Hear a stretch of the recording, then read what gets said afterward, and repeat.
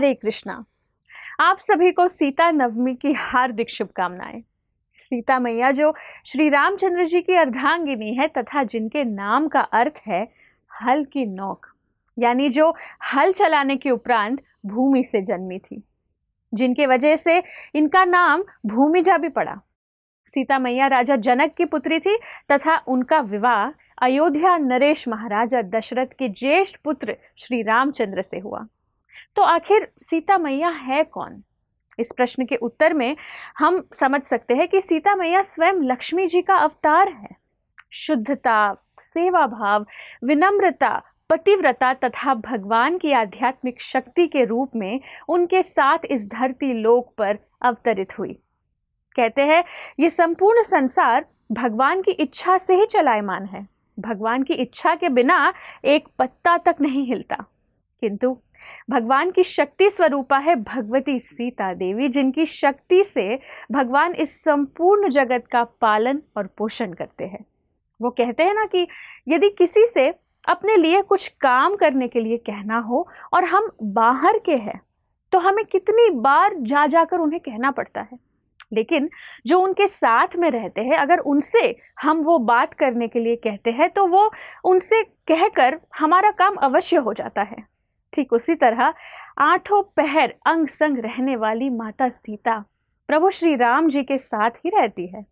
यदि हमें प्रभु श्री राम की भक्ति चाहिए, उनका आशीर्वाद चाहिए, तो हमें सीता मैया के शरण ग्रहण करने होंगे तथा उनसे ये नम्र विनंती करनी होगी कि वे हमें प्रभु राम से मिलवाने का मार्ग प्रशस्त करें।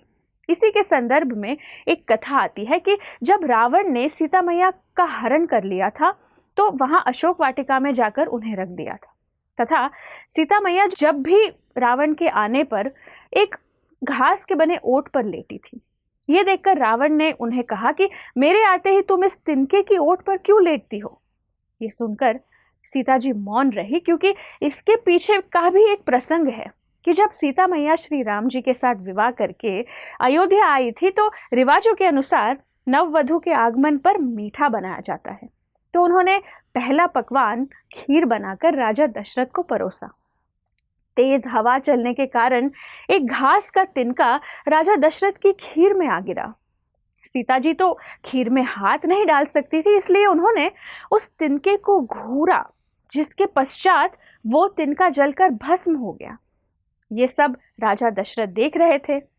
तो उन्होंने भोजन के पश्चात सीता जी को अपने कक्ष में बुलाया और उनसे कहा कि आप साक्षात जगत जननी हैं। जैसे आपने आज घास के तिनके को देखा, वैसे आप अपने शत्रु को कभी मत देखना, क्योंकि वो जलकर राख हो जाएगा। ऐसा अद्भुत बल केवल सीता मैया में हो सकता है, जो कर्तव्य परायणता, पतिव्रता तथा त्याग और ममता का साक्षात स्वरूप है।